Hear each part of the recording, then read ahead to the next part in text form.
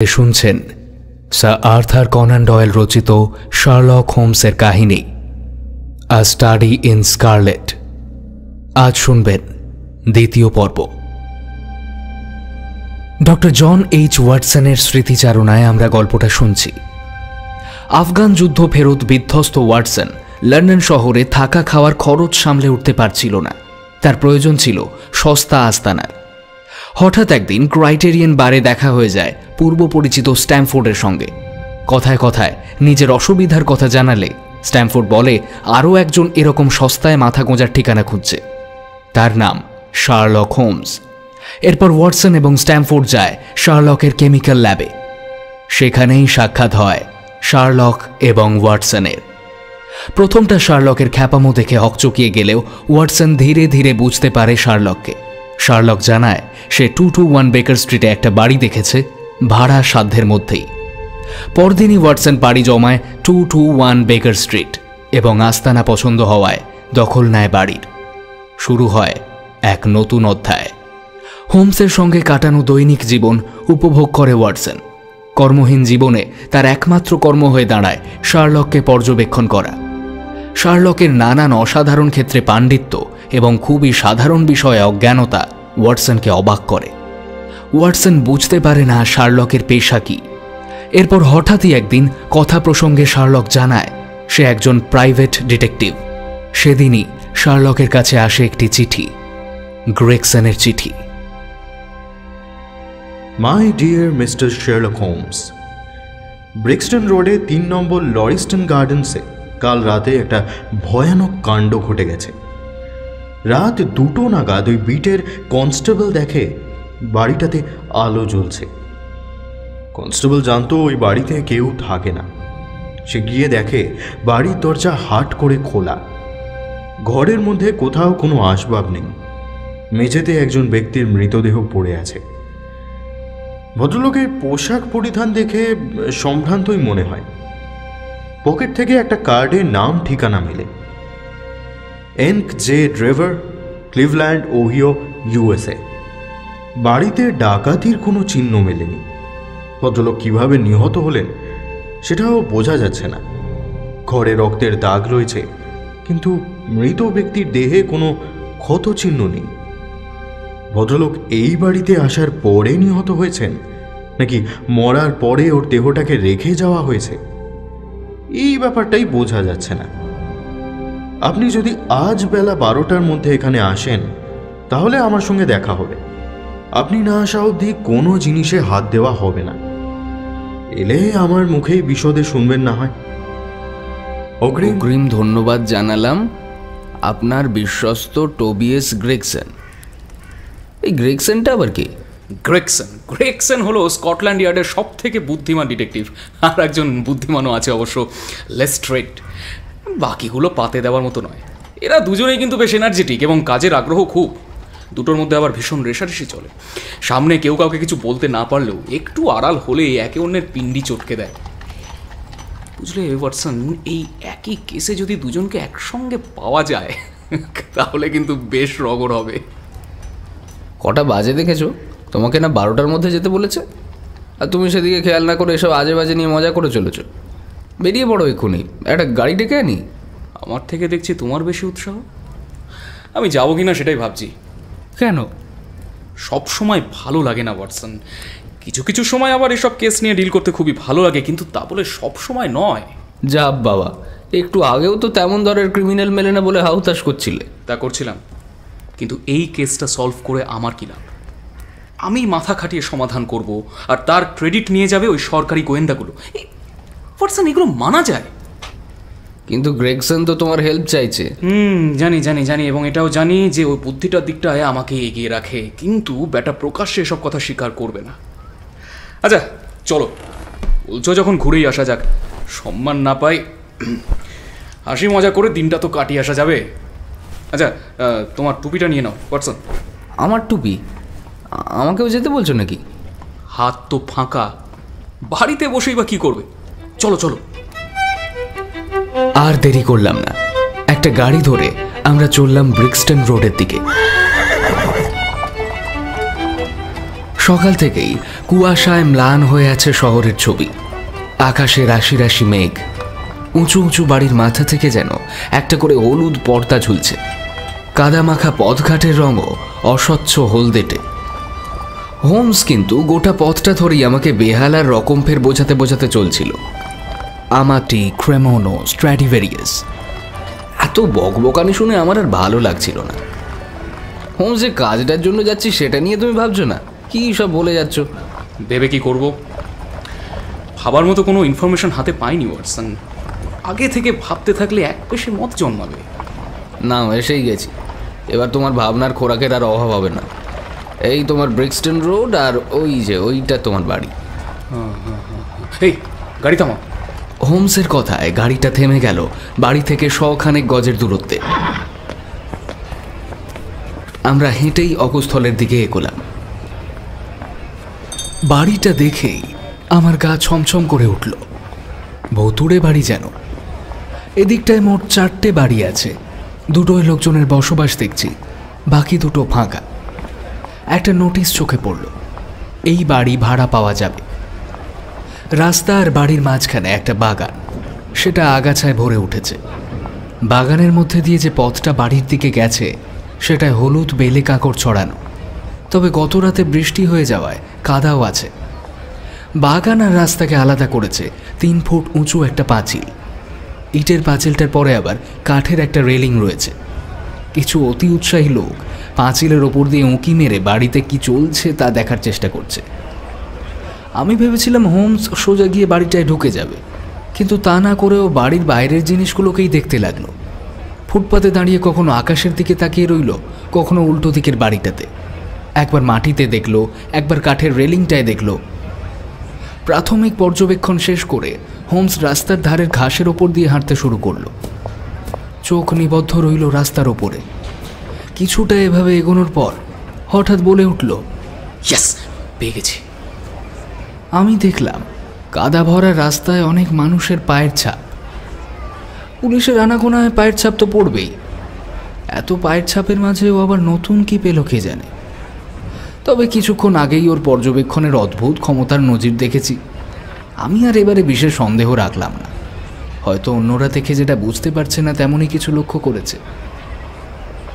বাড়ির দরজার গোড়ায় এক রোগা চেহারার দীর্ঘদেহী অফিসারের দেখা মিলল। মাথার চুলগুলো সনের মতো সাদা, হাতে একটা নোটবুক।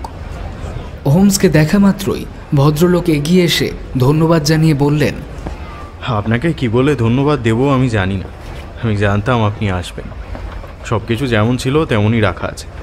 ক্রেকসন, ওইটা তো একেবারে ঘেঁটে রেখেছ। একবার মোষ হেঁটে গেলেও মনে হয় এমন অবস্থা হতো না।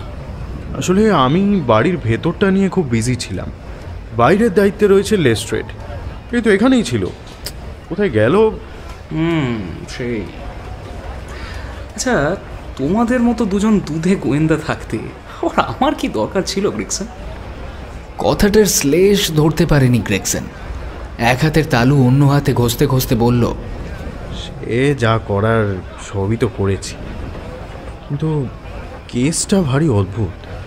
আপনি আবার এসব কেস খুব পছন্দ করেন তো? এখানে এসেছো কিসে? মানে ঘোড়ার গাড়িতে নয় নিশ্চয়ই? না। ও, লেস্ট্রেড? সেও নিশ্চয়ই গাড়িতে আসেনি? আগে না। গুড, চলো বাড়ির ভেতরটা দেখে। কথার বাঁক আবার অন্যদিকে ঘুরে গেল। হোমসের পিছু নিলাম আমিও, আর আমার পিছনে গ্রেগসন। করিডোরটা ধুলোয় ভরা। করিডোরের অপর দিকে রান্নাঘর আর অফিস। হেঁটে যাওয়ার সময় করিডোরের ডানে বামে একটা করে দরজা। একটা দরজা বন্ধ, দেখলে মনে হয় অনেক দিন ধরেই খোলা হয়নি। আর একটা দরজা হলো খাওয়ার ঘরের। এই ঘরটাতেই লাশ পড়ে থাকতে দেখা গেছে। আমাদের অকুস্থল। হোমস ঘরে ঢুকে গেল, পিছু পিছু আমিও। ঘরটা এমনিতেই বড়, তবে ঘরে কোনো আসবাবপত্র না থাকায় সেটাকে আরও বড় বলে মনে হচ্ছিল। দেওয়াল জুড়ে সস্তা লাল প্রিন্টের কাগজ। ঘরের ড্যাম্পে সেই কাগজ জায়গায় জায়গায় ফুলে উঠেছে। কোথাও ভিজে থেকে থেকে ছিঁড়ে গিয়ে বেরিয়ে পড়েছে হলুদ পলেস দ্বারা। দরজা দিয়ে ঢুকলেই সোজা ফায়ার প্লেসে নজর যায়। সেটাও বেশ শৌখিনভাবেই বানানো হয়েছিল। ফায়ার প্লেসের চারদিকটাতে নকশা করা। তার একদিকে একটা মোমবাতির অবশিষ্টাংশ। ঘরটাতে জানলা একটাই, সেই জানলার কাচও এমন ধুলো পড়ে বুঝে এসেছে যে ঘরে আলো ঢুকছে না। কম আলো আর ধুলোর চূড়ান্ত মিশেলে ঘরটাতে এক অদ্ভুত বিশ্রী পরিবেশ সৃষ্টি হয়েছে। সব কিছুই ম্যাড়ম্যাড়ে মনে হচ্ছে। এত খুঁটিনাটির কথা বললাম বটে, কিন্তু ঘরে ঢুকেই এগুলো লক্ষ্য করিনি।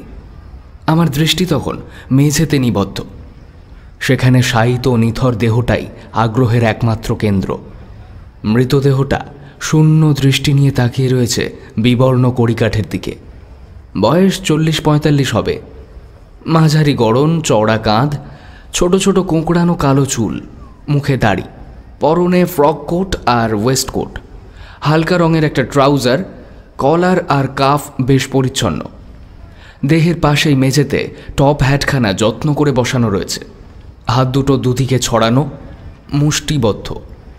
দেখে স্পষ্ট মনে হচ্ছে বেদনাদায়ক মৃত্যু হয়েছে। মুখে বিভীষিকার পাশাপাশি ঘৃণার ছাপও স্পষ্ট।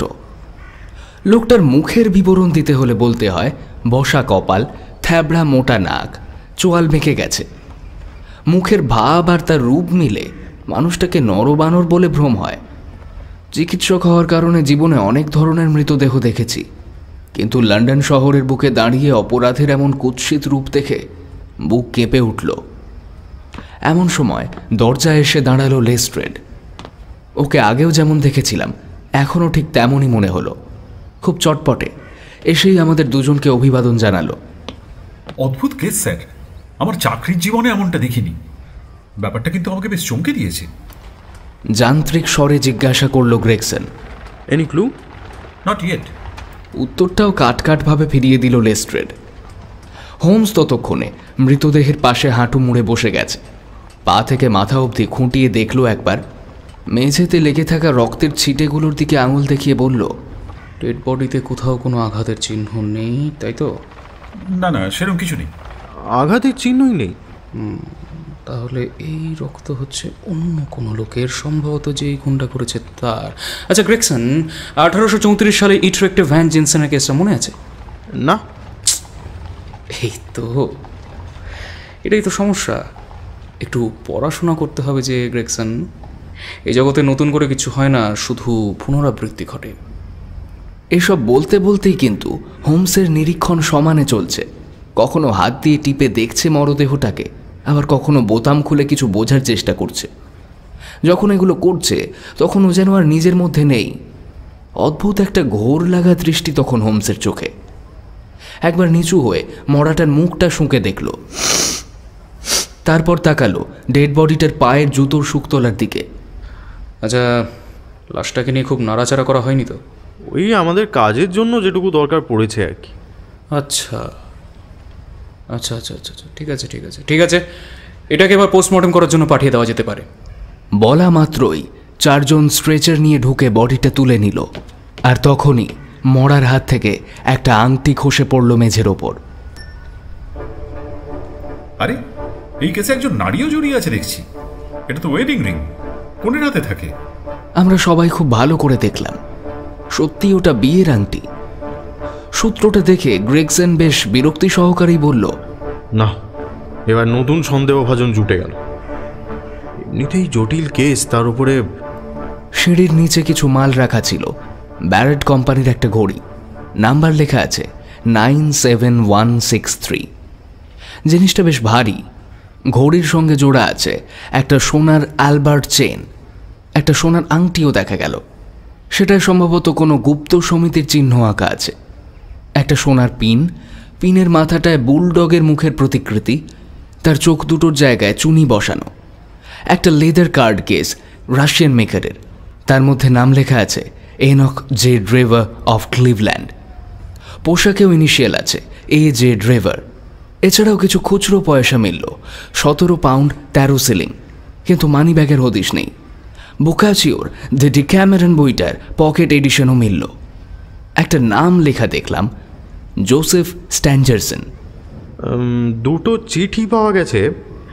একটা লেখা হয়েছে জোসেফ স্ট্যাঞ্জারসনকে, আর একটা লেখা আছে EJ ড্রেভারের নামে,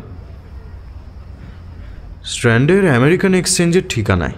দুটোই এসেছিল গুয়েন স্টিমশিপ কোম্পানি থেকে। সম্ভবত নিউ ইয়র্কে ফেরার তোড়জোড় চলছিল। আচ্ছা, স্ট্যান জেনসেন সম্পর্কে কিছু জানা গেছে কি? এখনও জানা যায়নি, তবে কয়েকটা খবরের কাগজে বিজ্ঞাপন পাঠিয়ে দিয়েছি। আমেরিকান এক্সচেঞ্জেও লোক পাঠানো হয়েছে। ক্লিভল্যান্ডে খবর দেওয়া হয়েছে?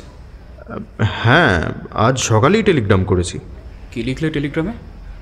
ঘটনার বিবরণ দিয়ে লিখেছি এই ব্যাপারে কিছু জানতে পারলে সুবিধা হতো। আর কিছু নয়? যে কথাটা সব থেকে প্রামাণ্য মনে হয়েছে সেটার কথা লেখনি?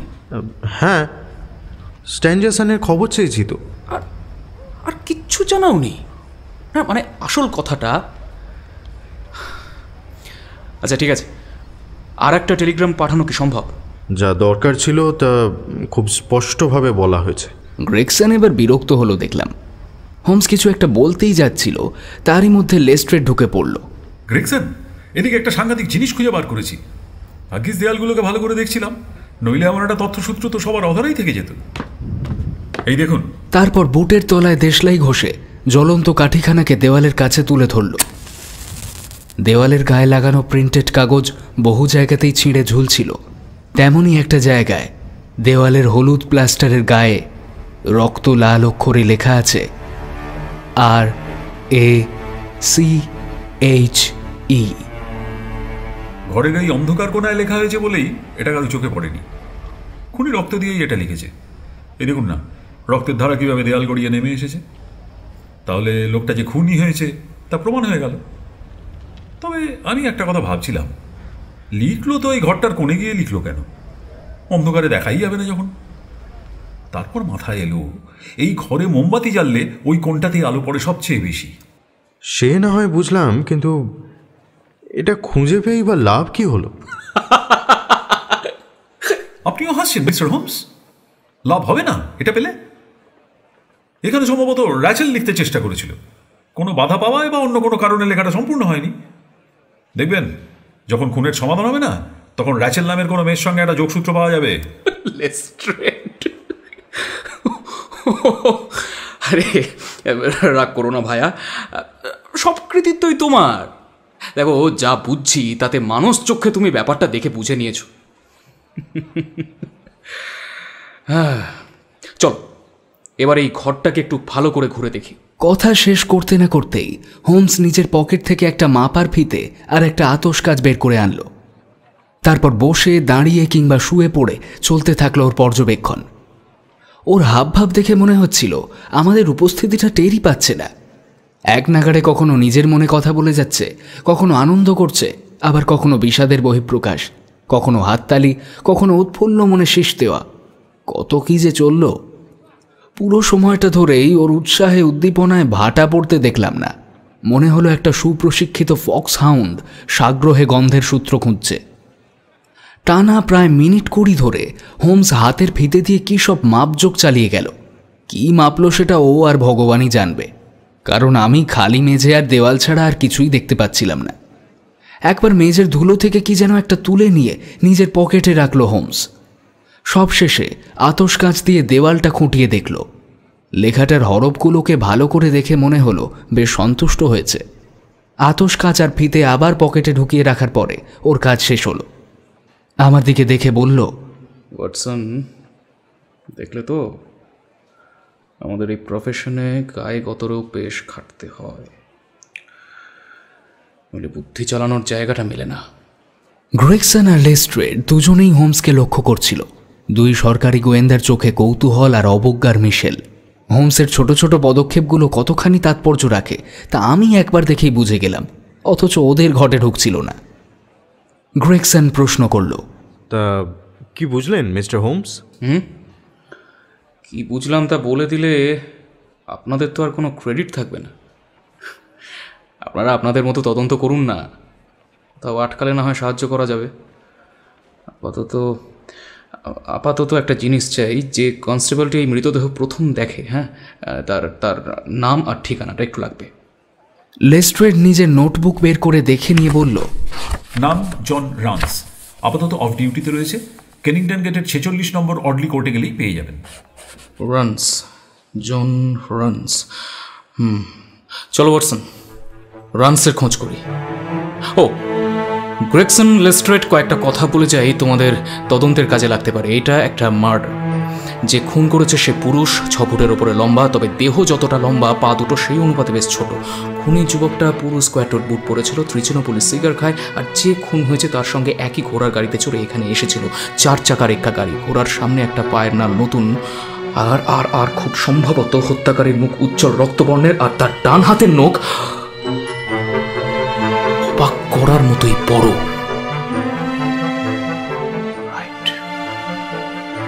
রাইট। গ্রেগসন আর লেস্ট্রেট সব শুনল বটে, কিন্তু ওদের মুখ দেখে মনে হলো ওরা বিশ্বাস করল না। দুজনেরই ঠোঁটের ফাঁক দিয়ে অবিশ্বাসের হাসি উঁকি মারছিল। লেস্ট্রেট বলল, এতটাই যখন বলে দিলেন তাহলে এটাও বলে দিয়ে যান যে খুনটা হয়েছে কিভাবে। পয়জনিং। দেওয়ালে লেখা ওই কথাটা হলো রাখা। ওটা একটা জার্মান শব্দ, যার মানে হচ্ছে প্রতিশোধ। কোনো মিস রেচেলকে খুঁজতে গিয়ে সময় নষ্ট করার দরকার নেই বলেই জানিয়ে দিলাম। ওয়াটসন, চলো।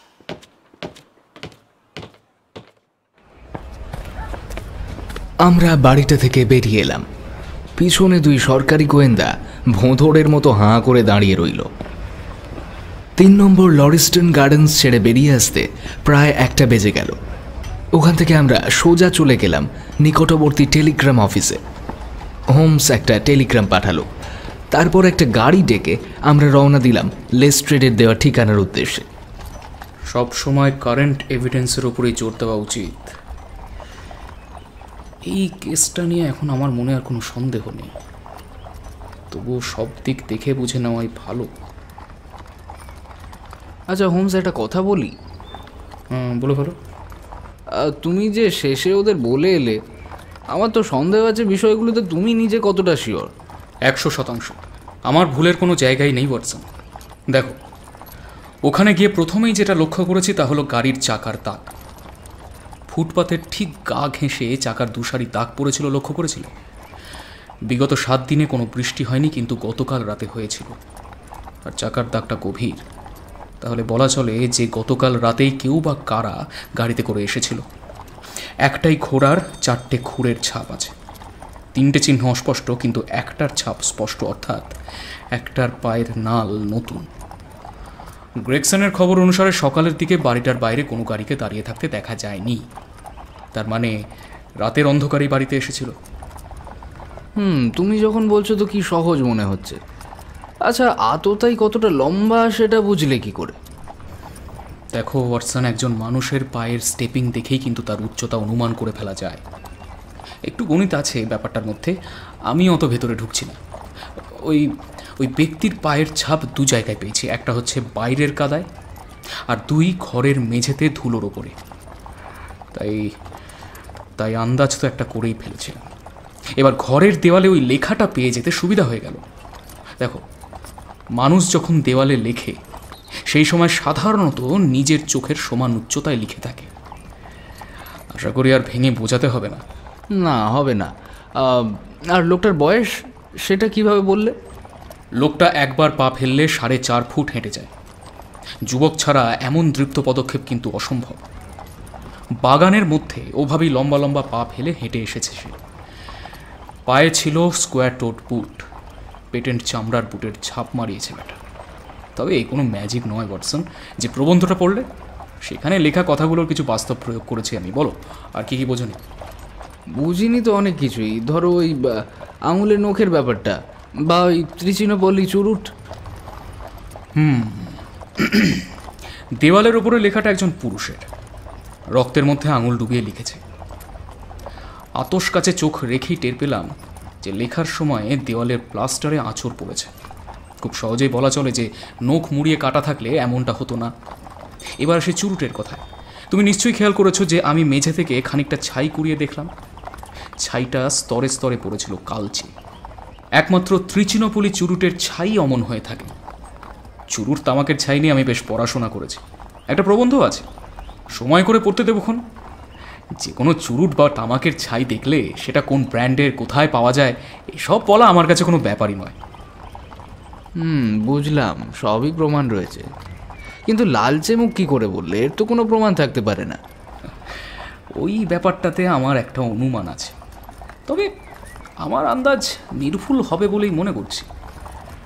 এখন এটা নিয়ে আর কিছু বলতে চাই না ওয়াটসন। আমার মাথা ভোঁ করছে। যতই ভাবছি ততই রহস্য আরও জাঁকিয়ে বসছে। হাজার একটা প্রশ্ন। ফাঁকা বাড়িতে দুজন এলো কি করে, যদি দুজনই হয়ে থাকে? আর গাড়োয়ানি বা গেল কোথায়? একজন কি অপরজনকে বিষ খেতে বাধ্য করেছিল? রক্ত এলো কোথা থেকে? হত্যাকারীর মোটিভটাই বা কি? ওখানে কোনো ডাকাতি হয়নি, ছিনতাই হয়নি, মেয়েটার আংটি এলো কোথা থেকে? আর হত্যাকারী ফট করে জার্মান ভাষায় ওই শব্দটাই বা লিখতে গেল কেন? শুধু প্রশ্ন, উত্তর নেই হোমস। একটার সাথে একটার কোনো যোগসূত্র পাচ্ছি না। হ্যাঁ, অনেক প্রশ্ন, অঢেল রহস্য ওয়াটসন। তবে মূল বিন্দুগুলো আমার কাছে মোটামুটি ধরা দিয়েছে। লেস্ট্রেড যেটাকে নিয়ে নিজের মহান আবিষ্কার ভাবছে, সেটা কিন্তু আসলে তদন্তকারীদের বিপথে চালিত করবার একটা সুচারু চেষ্টা। কোনো গুপ্ত সমিতির খোঁজে পুলিশ ঘুরে মরবে। এবারে আসে আসল কথাটায়। এ অক্ষরটা জার্মান ছাঁদে লেখা হলেও ওই লেখাটা কিন্তু কোনো জার্মান হাতের লেখা নয়, কারণ একজন জার্মান কিন্তু সবসময় ল্যাটিন ছাঁদে লেখে। বোকার মতো একটা জার্মান ছাঁদ নকল করতে গিয়ে বেশি বাড়াবাড়ি করে ফেলেছে। অবশ্য বিপথে চালনা করবার জন্য এটা ভালোই চাল ছিল। যাই হোক ওয়াটসন, এর বেশি আর বলতে পারবো না। আরে জাদুকরের হাত সাফাইয়ের কায়দাটা বলে দিলে আর কেরামতি দেখানোর সুযোগ থাকে না। কাজের পদ্ধতি খোলাখুলি বলতে থাকলে সকলে জাদুকরকে সাধারণ মানুষের পর্যায়ে ফেলে দেবে। কিন্তু সেটা আমি কখনো করব না। তোমার বিশ্লেষণের তত্ত্ব বলে দিলেও আমার কাছে এসব দুরূহ ব্যাপারই। তোমার প্রতি আমার মনে সম্মানটা যে কিভাবে বেড়ে গেছে তা বলে বোঝাতে পারবো না হোমস। একটা কথাও কিন্তু মিথ্যে বলিনি। হোমসও আমার আন্তরিকতায় মুগ্ধ হয়েছিল। একটা বিরল ঝকঝকে হাসি ফুটে উঠেছিল ওর ঠোঁটের কোণায়। একেবারে প্রথম থেকেই লক্ষ্য করেছিলাম, নিজের প্রশংসা শুনলে হোমস খুশিতে ডগমগ হয়ে ওঠে। অবশ্য হোমসের এরকম বিশ্লেষণের জন্য কোনো প্রশস্তিই যথেষ্ট নয়। আর একটা কথা বলি, ওই পেটেন্ট চামড়ার বুট আর ওই স্কোয়ার টোট বুট কিন্তু একই গাড়িতে করে এসে নেমেছে। হ্যাঁ, বাগান দিয়ে দুজনে বন্ধুর মতো হাত ধরাধরি করে বাড়িতে ঢুকেছে।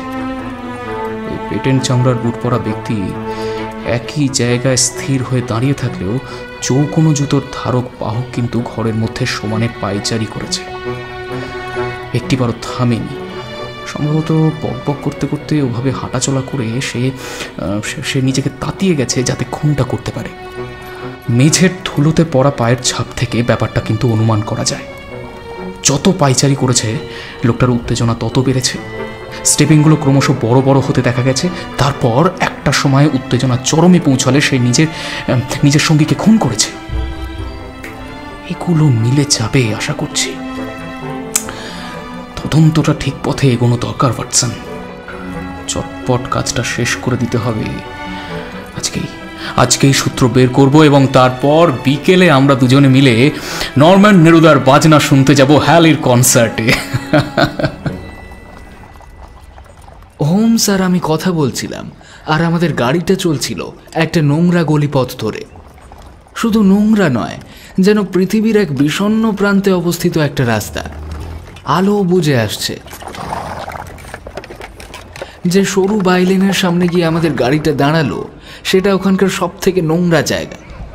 গাড়ির কোচওয়ান একটা ফ্যাকাশে লাল ইটের দেওয়ালের দিকে আঙুল তুলে বলল, ওই যে অর্লি কোড, আপনারা ঘুরে আসুন, আমি এখানেই অপেক্ষা করছি। এলাকাটাতে আহামরি কিছুই চোখে পড়েনি। এক কথায় বলতে গেলে পাথর দিয়ে বাঁধানো একটা চতুর্ভুজ ক্ষেত্র। শিরা উপশিরার মতো ছড়িয়ে রয়েছে সরু সরু গলিপথ। নিভে আসা আলোর মধ্যে সারি সারি বাড়ি প্রেতের মতো দাঁড়িয়ে আছে। একদল ছেলে পিলে বিবর্ণ পোশাক পরে খেলছিল। তাদের সরাতে সরাতে আমরা 46 নম্বর বাড়িটার সামনে গিয়ে দাঁড়ালাম। দরজার পাশে একটা তামার পাতে রান্সের নাম খোদাই করে লেখা ছিল। ডাকাটাকি করতে একজন দরজা খুলে বললেন যে কনস্টেবল রান্স এখন বিশ্রাম নিচ্ছেন। আমাদের নিয়ে গিয়ে একটা বারান্দায় বসানো হলো। ততক্ষণে রান্সকে খবর দিতে গেছে বাড়ির লোক। রাত জেগে ডিউটি করার পর বিশ্রাম নেওয়ার সময় কেউ গিয়ে বিরক্ত করলে স্বাভাবিকভাবেই মেজাজ খিঁচড়ে যাবে। রান্সও সেভাবেই এলেন। অফিসের ব্যাপার অফিসেই মিটিয়ে এসেছি, রিপোর্টে সব বলা আছে তো। তবুও আপনার মুখ থেকে আরেকবার শুনতে চাই। কথাটা বলার সময় একটা হাফ গিনি হোমসের হাতে খেলা করে বেড়াচ্ছিল। হ্যাঁ ঠিক আছে, সে না হয় আরেকবার বললামই। বুঝলাম সোনার চাকতিটাকে দেখেই কনস্টেবলের মুখ থেকে বিরক্তির মেঘ কেটে গেছে। তাহলে আরেকবার শুনে নেওয়া যাক যে ঠিক কি কি ঘটেছিল।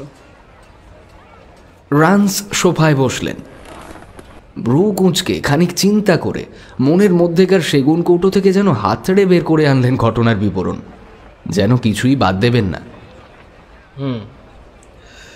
তো আমার ডিউটি ছিল রাত 10টা থেকে ভোর 6টা অবধি। উল্লেখযোগ্য ঘটনা বলতে শুধু ওই হোয়াইট হার্ট পাবে মাতালদের মধ্যে একটা ঝামেলা হয়েছিল। রাত 1টা থেকে বৃষ্টি শুরু হলো। মার্চার, হ্যারি মার্চার, ও হল্যান্ড গ্রোভ বিটের কনস্টেবল, ওর সঙ্গে দেখা হয়ে গেল। আমরা হেনরিয়েটা স্ট্রিটে গল্প করছিলাম। 2টো নাগাদ ব্রিক্সটন রোডে দুজনেই টহল দিতে বেরোলাম। রাস্তা প্রায় ফাঁকা, 2-1টা গাড়ি পাশ কাটিয়ে গেল, আর কাউকে দেখিনি। আমরা দুই বন্ধুতে ভাবছি যে এমন বৃষ্টি ভেজা রাতে একটু মদ খাওয়ার বন্দোবস্ত হলে কি ভালোই না হতো। এমন সময় একটা বাড়ির জানলা দিয়ে রাস্তায় আলো পড়তে দেখলাম। আশ্চর্য হলাম, কারণ আমি জানতাম ওই বাড়িতে কোনো লোক থাকে না। ব্যাপারটা সুবিধার ঠেকলো না। দরজার সামনে গিয়ে থমকে দাঁড়ালেন, মানে দরজার সামনে গিয়ে থমকে দাঁড়ালেন, তাই তো? আর তারপর ফিরে এলেন বাগানে। কিন্তু কেন বলুন তো?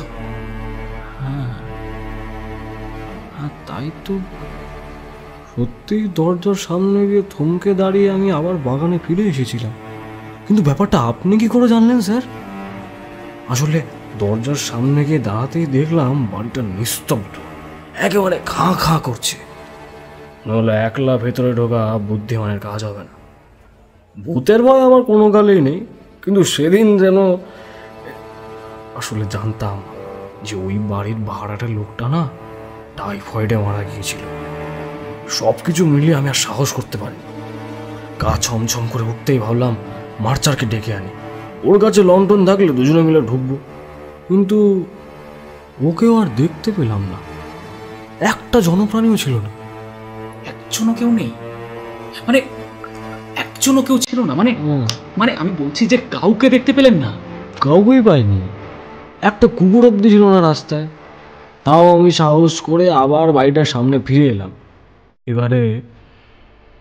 এবারে দরজা ঠেলে ভেতরে ঢুকলাম।